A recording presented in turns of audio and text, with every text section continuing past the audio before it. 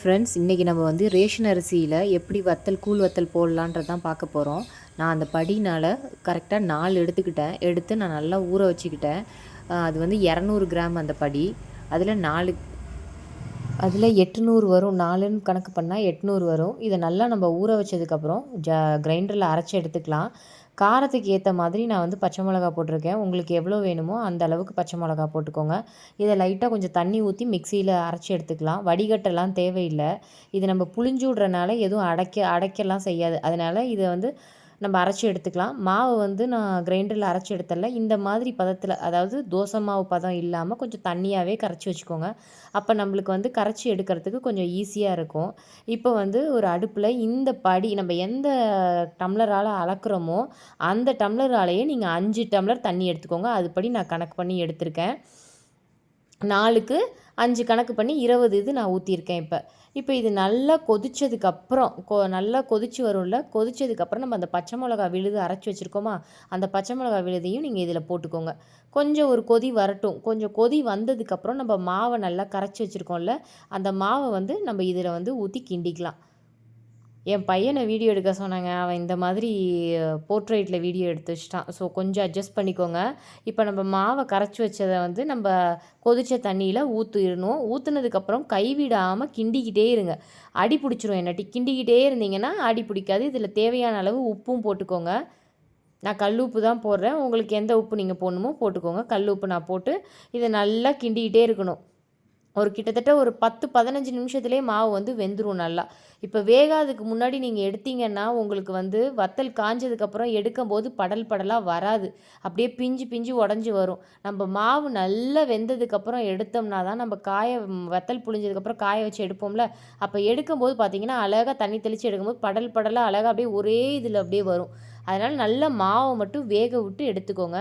இப்போ இது மாதிரி கைவிடாமல் கிண்டிக்கிட்டே இருங்க. ஒரு 1/4 மணி நேரம் ஆனதுக்கப்புறம் மாவு வெந்துருச்சா அப்படின்றத நம்ம எப்படி பார்க்குறதுனா, தண்ணியில் லைட்டாக தொட்டு மாவை தொட்டு பார்த்தீங்கன்னா கையில் ஒட்டாமல் வரணும். அப்போ மாவு வந்து வெந்துருச்சு அப்படின்ற அந்த பதம் வந்துருச்சு அப்படின்றது நம்மளுக்கு காட்டுரும். இப்போ பாருங்கள், மாவு வந்து ஆடை கட்டி இப்படி கொதி வருது பாருங்கள். இந்த டைமில் வந்து நீங்கள் தண்ணி தொட்டு பாருங்கள். ரேஷன் அரிசியில் தான் நான் போடுறேன். அவ்வளோ அருமையாக இருந்துச்சு வத்தல். கடைசியாக ஜீரகம் வந்து கொஞ்சம் கையில் கசக்கி விட்ட மாதிரி நான் இறக்குனதுக்கப்புறம் இந்த மாதிரி நான் போட்டு ஒரு கிண்டிக்கிறேன். ஸ்டவ் வந்து நான் சிம்மிலேயே தான் வச்சு நான் இது பண்ணுறேன்.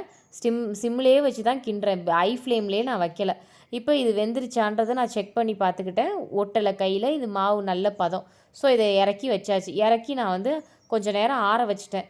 ஆற வச்சதுக்கப்புறம் நம்ம புளியும் போது நான் எப்படி இருக்குன்றதை நான் காட்டுறேன். இப்போ பாருங்கள், நம்ம வந்து நல்லா ஆற வச்சிட்டோம். இப்போ நம்ம மாடியில் புளிய வந்தாச்சு காலையில். இப்போ இது வந்து நைட்டு புளிஞ்சு வச்சேன். நான் மாவை நைட்டு கிண்டி வச்சேன். இப்போ காலையில் வெள்ளெண்ணெய் புளியறதுக்காக மாடிக்கு வந்தாச்சு. மேலே இருக்கிற ஆடையெல்லாம் இந்த மாதிரி எடுத்து தனியாக வச்சுருங்க. அதை நம்ம கிள்ளு வத்தல் மாதிரி கிள்ளி வச்சுக்கலாம். இப்போ மாவை இந்த மாதிரி ஃபுல்லும் நான் புளிஞ்சு முடிச்சதுக்கப்புறம் நான் காட்டுறேன்.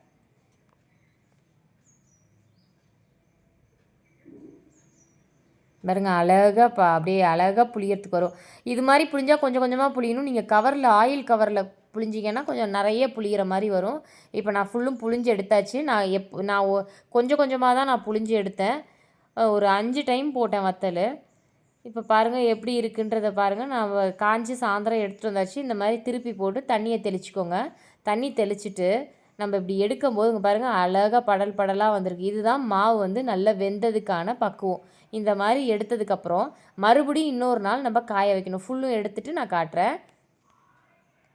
ஒரே நாளில் காயாது. இப்போ அடிக்கிற வெயிலுக்கு அடுத்த நாள் வச்சோம்னாவே நம்ம காஞ்சிருது டோட்டலாகவே. இப்போ நான் ஃபுல்லத்தையும் எடுத்துகிட்டு மறுநாளும் நான் காய வச்சேன்.